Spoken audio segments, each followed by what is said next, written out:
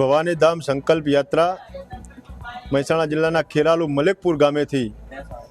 બારબીજના ધણી રામદેવ પીર મહારાજના દર્શન કરી ધજા ચડાવી અને ક્ષત્રિય સમાજ અને સમસ્ત ક્ષત્રિય ઠાકોર સમાજ અને 18 વર્ણને સાથે રાખી 1008 ગાડીના કાફલા સાથે એક લક્ષ્યાંક મૂક્યો હતો કે શ્રી ભવાની ધામ સંકલ્પ યાત્રામાં 1008 ગાડીઓના કાફલા સાથે જઈશું, પણ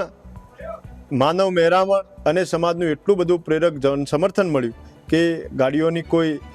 કાઉન્ટિંગ જ ના રહી અને હજારોની સંખ્યામાં મા જગદંબાના ધામમાં આવ્યા છીએ. શીશ ઝુકાવી અને સંકલ્પ લઈશું કે એ મા ભગવતી આજે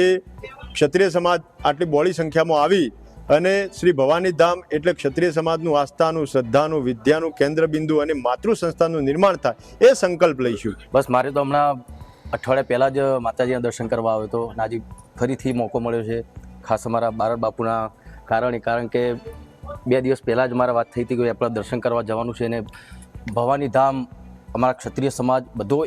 એક થાય એના માટેની એક સંકલ્પ લઈ અમે નીકળ્યા છે.